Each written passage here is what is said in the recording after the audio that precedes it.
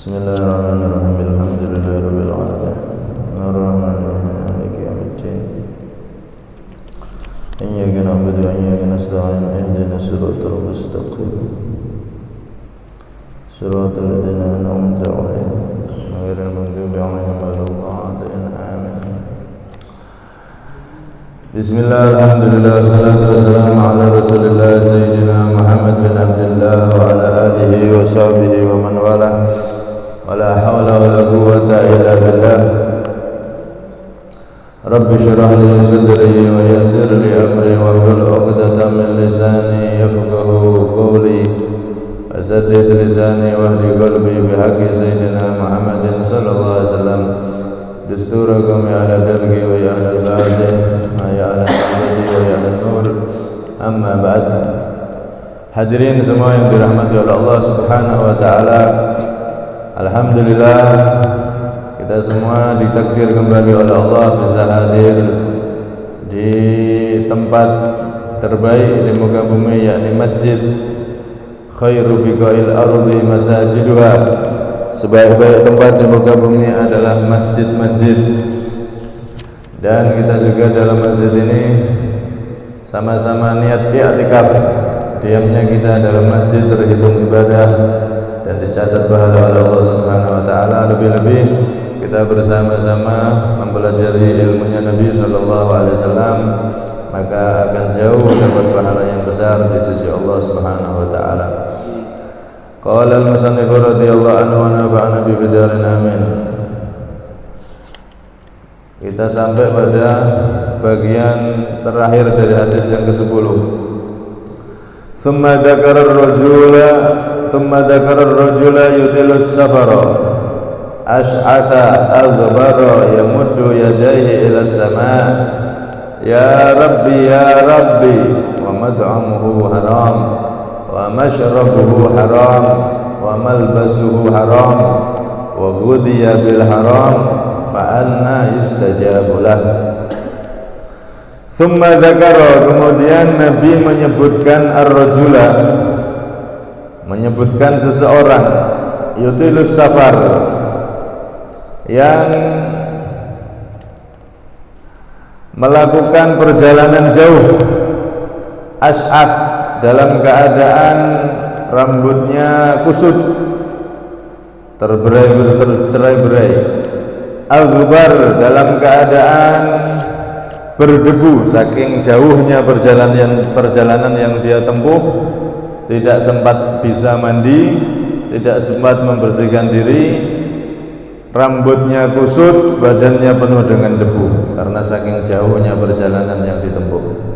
Ya muddu yadai, dia menjulurkan kedua tangannya ila sama, ke langit, sambil meminta, ya Rabbi, wahai Tuhanku, ya Rabbi, wahai Tuhanku. Wa mat'amuhu haram, akan tetapi makanannya haram. Wa mashrabuhu haram, minumannya dari yang haram. Wa malbasuhu haram, pakaiannya dari yang haram. Wa ghudhiya bil haram, dan dia diberi makan dengan yang haram. Fa anna yustajabu lah, maka bagaimana orang tersebut akan diijabahi doanya oleh Allah Subhanahu wa taala. Jadi setelah Nabi menerangkan bahwasanya innallaha thayyib la yaqbalu illa thayyiba, sesungguhnya Allah itu zat yang baik, tidak akan menerima kecuali yang baik. Di akhir hadis ini Nabi menggambarkan ada seseorang yang dia itu rambutnya lusuh, acak-acakan, kulitnya dan seluruh tubuhnya terkena debu saking jauhnya perjalanan. Berjalan untuk haji misalkan, atau berjalan untuk berdakwah misalkan. Ada orang yang berjalan untuk mencari ridha Allah, saking jauhnya perjalanan seluruh tubuhnya kotor dan tidak sempat mandi karena tidak ada fasilitas di jalan. Orang yang semacam ini begitu jauh perjalanannya, begitu capek dia melakukan perjalanan, dia berdoa sama Allah, ya Rabb, ya Rabb, maka seharusnya dijabah sama Allah. Akan tetapi dia tidak dijabahi doanya. Kenapa? Ternyata karena makanan, pakaian, minuman dan yang dia konsumsi semuanya dari yang haram. Dia sudah habis-habisan, capek, rambutnya acak-acakan, kesana kemari dalam fisabilillah, berjuang di agama Allah, tapi dia tidak memperhatikan pakaiannya, ternyata haram. Minumannya ternyata dari yang haram, makanannya ternyata dari yang haram. Maka dengan seluruh fokusnya dia berdoa pun tidak akan diijabah oleh Allah Subhanahu wa taala. Mafhum mukhalafahnya berarti kalau ada orang yang dia ini compang-camping akan tetapi perhatian di dalam masalah haram, halal, dia perhatian, maka walaupun tampilannya sangat sederhana, dia akan diijabah oleh Allah Subhanahu wa taala doanya. Karena itu dalam hadis yang lain, dalam kitab Ihya dan kitab lainnya itu disebutkan Nabi menggambarkan ada seseorang yang kondisi dohirnya itu sama. Rubba rajulin as'af aghbar madfu'in bil abwab lau aqsama 'ala Allah la abarrah. Berapa banyak orang yang rambutnya acak-acakan, tidak terawat, kemudian badannya kotor, penuh dengan debu, madfu'in bil abwab, kalau dia datang ke rumahnya orang diusir, dianggap orang gila. Akan tetapi jika orang ini bersumpah, minta, berdoa sungguh-sungguh sama Allah, pasti langsung dikabulkan oleh Allah Subhanahu wa taala, menunjukkan dia adalah orang yang dicintai oleh Allah Subhanahu wa taala, walaupun diusir oleh orang-orang ketika mau mampir ke rumah mereka. Kenapa? Karena orang tersebut memperhatikan yang halal dan yang haram. Nah, di sini Nabi menunjukkan kebalikannya. Orang sudah compang-camping penampilannya, sudah ibaratnya keadaannya sederhana, miskin, akan tetapi ngawur sisan, wis melarat tapi gak taat. Nah, ini khosirat dalika, khosirat dunya wal akhirah, dalika wal khusranul mubin. Sudah tidak punya apa-apa, ibadah tidak mau. Ini orang yang ruginya rugi. Di dunia sudah sengsara, di akhirat akan tambah sengsara karena dia sama halnya memasukkan dirinya ke dalam neraka karena tidak mau taat kepada Allah Subhanahu wa taala. Dzalika huwal khusranul mubin. Itulah kerugian yang benar-benar rugi, kerugian yang benar-benar nyata ruginya. Naudzubillah min dzalik. Wis ning donya rekoso, ning akhirat tambah rekoso. Sudah di dunia miskin, tidak taat kepada Allah. Wah, ini udah rugi double nih, kuadrat. Rugi di dunia dan rugi di akhirat. Karena itu orang yang minta kepada Allah doa itu sebetulnya Allah menjanjikan untuk dikabulkan kalau memenuhi syarat. Doa itu pasti akan dikabulkan oleh Allah. Ud'uni astajib lakum. Berdoalah kalian kepadaku, niscaya pasti aku akan mengijabahi, mengabulkan doa kalian. Janji Allah dalam Al-Quran seperti itu. Cuman perlu diperhatikan, selain kita menjaga dari yang haram, ada syarat doa yang lain. Di antaranya kata ulama, doa itu bisa disebut doa, syaratnya itu dua. Ini sebagaimana disebutkan oleh Syekh Sa'id Ramadan Al-Buti rahimahullah Ramadan Al-Abrar wa nafa'ana bih. Beliau mengatakan yang disebut doa itu harus memenuhi dua syarat. Kalau tidak ada dua syarat ini berarti itu tidak disebut doa. tapi disebut permintaan atau tolak bahasa Arab. Meminta sama berdoa itu beda. Doa itu apa? Yang dimaksud doa adalah taujihul fikri wal qalbi mubtadi'an bit-taubati. Yang dimaksud doa itu memfokuskan pikiran dan hati, fokus meminta kepada Allah, tapi dimulai dengan minta maaf, dimulai dengan minta tobat dalam hati. Jadi doa itu fokus pikiran, fokus hati, kemudian pertama kali yang diminta dalam hati adalah minta ampun kepada Allah Subhanahu wa ta'ala, baru minta yang lain, minta ini, minta itu, tapi diawali minta ampun dulu dari dalam hati. Itu baru disebut doa. Itu doa pasti akan diijabah oleh Allah Subhanahu wa ta'ala. Fokuskan pikiran, fokuskan hati, kemudian dari hati yang paling dalam kita minta pertama adalah minta maaf kepada Allah Subhanahu wa ta'ala. Gambarannya begini, kalau kita minta bantuan orang sedangkan kita masih punya salah sama dia, pasti tidak akan dibantu. Wong dia salah moro-moro aku jaluk bantuan nek.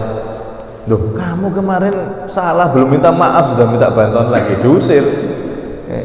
Begitu juga sebelum kita minta sama Allah, maka dalam hati, dari dalam hati itu minta dulu, minta ampunan sama Allah, minta maaf dulu sama Allah, baru kita ucapkan permintaan kita, minta ini, minta itu baru disebut doa. Fokus hati, fokus pikiran, kemudian diawali dalam hati meminta ampun, minta maaf dulu kepada Allah Subhanahu wa ta'ala. Ini yang dimaksud doa dalam Al-Quran. Ud'uni astajib lakum. Doa yang seperti ini kata ulama pasti akan diijabah oleh Allah Subhanahu wa ta'ala. Cuman cara mengijabahinya Allah itu tergantung daripada kebaikan, untuk kebaikan si hamba. Kadang Allah itu mengijabahi doa tapi lama, kadang lama. Contoh seperti Nabi Musa sama Nabi Harun. Itu karena sudah melihat Fir'aun ini tidak bisa diajak lagi, sudah tidak wahyu, sudah tidak bisa. Akhirnya Nabi Musa berdoa, dan doa ini dikutip di Al-Quran, diabadikan dalam Al-Quran. Rabbana tumis ala amwalihim washdud ala qulubihim hatta yarawul adabal alim. Rabbana, wahai Tuhan kami. Nabi Musa doa, di sebelahnya Nabi Harun mengaminkan, wahai Tuhan kami, itmis ala qulubihim, itmis ala amwalihim, itmis ay ahlik, hancurkan harta-harta mereka ya Allah, hartanya Fir'aun dan semua pengikutnya. Wasdud ala qulubihim, dan tutup hati mereka ya Allah, fala yu'minu hatta yarawul adabal alim, sehingga mereka tidak beriman dan mereka akan melihat siksaan yang pedih. Ini doanya Nabi Musa, karena sudah mentok ngarahkan Fir'aun untuk beriman, wis mentok di doanya jelek wis. Ini kalau doa ini dibaca sekarang Pak, sama orang yang wis betul-betul dolim, diingetnya sudah tidak bisa, wah dicap radikal langsung. Doa kok begitu radikal? Doanya Nabi Musa ini di Al-Quran ini. Karena sudah mentok usaha Nabi Musa, semua usaha sudah dilakukan, Fir'aun masih dengan kesombongannya malah ngaku Tuhan. Ya Allah, hancurkan harta mereka ya Allah. Subhanallah, hartanya Fir'aun dan kaumnya itu dengan doa Nabi Musa itu semuanya berubah jadi batu, buah-buahannya berubah jadi batu, semua, mau apel mau apa, saat itu semuanya berubah jadi batu. Hancurnya tapi bukan langsung bur, tapi berubah semua jadi batu, mau makan jadi batu semua. Kemudian hati mereka tutup ya Allah, kunci hati mereka sehingga mereka tidak beriman dan akan mendapatkan siksaan yang pedih. Doanya Nabi Musa. Tapi kata ahli tafsir itu Pak, Nabi Musa berdoa, Nabi Harun mengaminkan. Ini kan wes stop loh ya. Yang doa Nabi, Rasul, bahkan ulul azmi Nabi Musa itu jenderalnya Nabi. Ulul azmi kan punya pangkat lebih tinggi dari nabi-nabi yang lain. Nabi Muhammad, Nabi Ibrahim, Nabi Nuh, Nabi Isa, Nabi Musa. 5 itu kan ulul azmi, minim kalau disingkat dalam Indonesia biar hafal. Nabi Muhammad, Nabi Ibrahim, Nabi Nuh, Nabi Isa, Nabi Musa. Nabi Musa termasuk jenderalnya para nabi. Beliau yang doa kemudian diamini oleh nabi dan rasul saudaranya, adiknya yaitu Nabi Harun. Stop tuh nih, yang doa nabi yang mengamini nabi, yang doa rasul yang mengamini rasul. Tapi kata ulama, setelah Nabi Musa berdoa seperti itu diijabahi oleh Allah itu nunggu sampai 40 tahun. 40 tahun yang akan datang baru doanya Nabi Musa itu dikabulkan oleh Allah. Hartanya Fir'aun semuanya jadi batu. Itu nunggu 40 tahun. Karena itu Allah berjanji, kalau ud'uni astajib lakum, berdoalah kalian pasti akan aku ijabah. Kadang dijabah cepat, kadang dijabah nanti, kadang dijabah di dunia, kadang dijabah nanti di akhirat untuk tambahan derajat dan kemuliaan hamba tersebut. Yang jelas Allah Maha tahu kebaikan di saat kapan Allah mengijabahi doa hambanya. Tapi Allah pasti ngasih dan mengijabahi doa hamba-hambanya, pasti itu. Wong nek donga pasti dikasih sama Allah. Bisa cepat, bisa lama, bisa di dunia, bisa di akhirat, sesuai kebaikan yang diberikan oleh Allah Subhanahu wa taala untuk si hamba itu. Nek Allah ngerti hamba ini nek donga terus tak ijabahi saiki malah nanti maksiat ya, nanti disimpan doanya sama Allah. Oh, kalau saya kasih di dunia dia nanti malah jauh dari saya, malah tambah maksiat dengan hartanya, tambah maksiat dengan jabatan yang dia inginkan. Udah enggak, nanti dikasih jabatan dan kemuliaan di akhirat.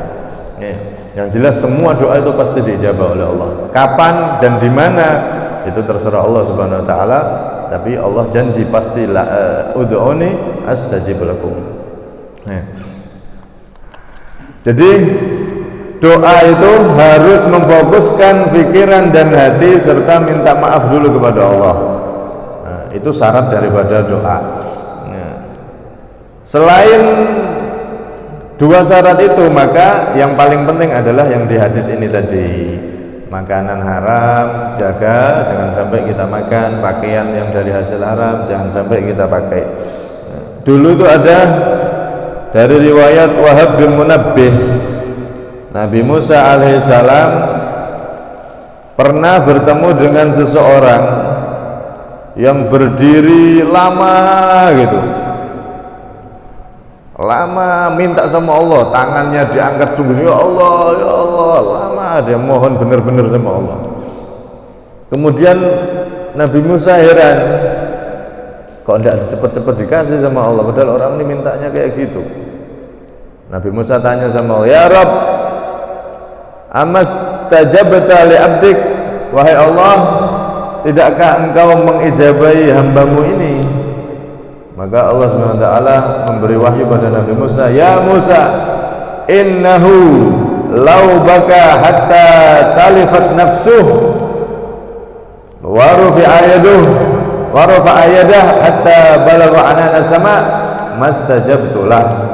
Wahai Musa, sesungguhnya orang ini andaikan dia menangis sampai hancur tubuhnya, sampai dia binasa, sampai dia meninggal, dan dia mengangkat tangannya sampai menyentuh langit, andaikan, maka aku tidak akan mengijabahi dia. Walaupun dia itu minta ngerengek-rengek, wahai Musa, sampai dia hancur tubuhnya, atau dia punya tangan sampai menyentuh langit misalkan, ngerengek-rengek saat sebegitu pun tidak akan aku berikan, wahai Musa. Maka Nabi Musa heran, kok kenapa begitu ya Allah, engkau kan maha dermawan. Ya Rabb, lima dzalik, wahai Allah, kenapa kok begitu? Qala, Allah berkata, li'anna fi batnihil haram wa ala dhuhrihil haram wa fi baitihil haram, karena dalam perutnya ada sesuatu yang haram, di atas punggungnya yaitu pakaiannya haram, dan di rumahnya ada sesuatu yang haram. Ya Allah, kalau ada sesuatu yang haram, meminta sampai bagaimanapun tidak akan diijabah oleh Allah Subhanahu wa taala. Ada sahabat Sa'ad bin Abi Waqqas radhiyallahu anhu meminta Rasulullah supaya menjadi orang yang mujabud dakwah, yang diijabah oleh doanya. Nek donga cespleng biar mandi gimana wahai Nabi? Maka Nabi mengatakan atib mat amak takun mujabad dakwah. Perbaiki makananmu, perhatikan makananmu, maka engkau pasti akan menjadi orang yang diijabah doanya oleh Allah Subhanahu wa taala. Walladzi nafsu Muhammadin biyadihi innal abda la yaghdifu innal abda la yaghdifu luqmatal haram fi jawfi ma yataqabbalu minhu arba'ina yauma. Demi zat yang di jiwanya Muhammad, kata Rasulullah sama sahabat Sa'ad bin Abi Waqqas tadi, demi zat yang aku Muhammad Rasulullah berada di genggamannya, sesungguhnya seorang hamba yang dia itu meletakkan satu suapan haram di perutnya, maka tidak akan diterima darinya ibadah 40 hari. Wa ayyuma abdin nabatat lahmu min suhtin fannaru awla bi. Dan hamba siapapun dia yang dagingnya tumbuh dari yang haram, fannaru awla bi, maka neraka adalah yang paling pantas untuknya. Nauzubillah min dzalik. Ya, ini hadis-hadis dan riwayat-riwayat menunjukkan betapa pentingnya kita menjaga dari yang haram agar kita menjadi hamba yang kalau meminta diijabah oleh Allah Subhanahu wa taala. Ya. Kemudian para ulama mengatakan dalam hadis ini laisa fihi tasrihun yamna'u ijabatal asi bil kulliyah. Loh, apakah berarti kalau ada orang itu sudah melakukan maksiat, dia judi, dia mabuk, dia makan yang haram, dulunya maksiat, tubuhnya tumbuh dari yang haram, apakah seperti itu dia ibadah semuanya sia-sia berarti karena hadis seperti ini tadi?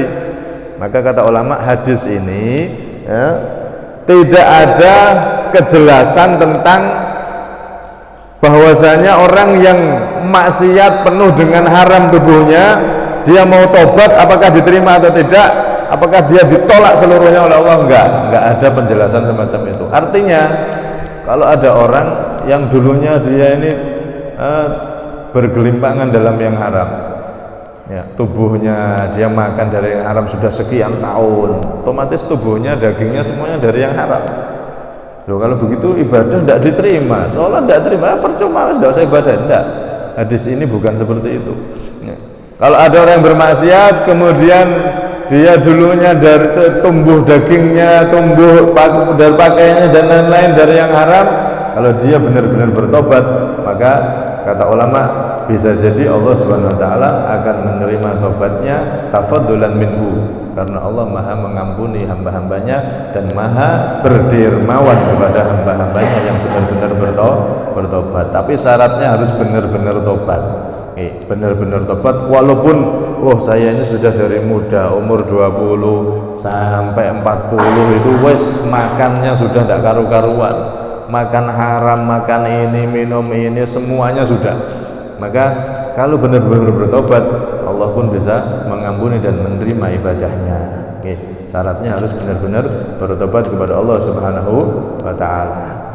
Bahkan Nabi Musa alaihissalam suatu ketika juga pernah bertanya kepada Allah, karena beliau itu kan kalimullah, nabi yang bisa langsung berdiskusi kepada Allah, bisa langsung ngomong kepada Allah tanpa lewat Jibril. Itu salah satu kelebihan Nabi Musa, dijuluki kalimullah, orang yang bisa langsung ngomong kepada Allah Subhanahu wa taala. Beliau bertanya kepada Allah, ya Rabb, idza da'aka as-shaimu wal musalli wal mujahidu famada tujibuhum. Wahai Tuhanku, jika ada orang yang berahli puasa, ahli salat, ahli berjuang di dalam menegakkan agama, maka bagaimana engkau mengijabahi mereka wahai Allah? Bagaimana engkau menyambut doa mereka wahai Allah? Maka Allah berkata, aqulu labbaik. Ketika mereka itu, wahai Musa, hambaku yang ahli ibadah, ahli salat, ahli puasa, ahli berjuang, mereka berdoa, langsung aku sambut, labbaik, iya wahai hambaku. Kemudian Nabi Musa bertanya, ya Rabb, fa idza da'akal 'asi, lalu bagaimana wahai Tuhanku, wahai Allah, jika ada orang yang ahli maksiat, semua maksiat dia kerjakan, yang haram dimakan, yang ini dimakan, tapi dia berdoa dan ingin benar-benar meminta ampunanmu. Maka Allah mengatakan, aku menyambut dia wahai Musa dengan mengatakan labbaika labbaika labbaika talatan.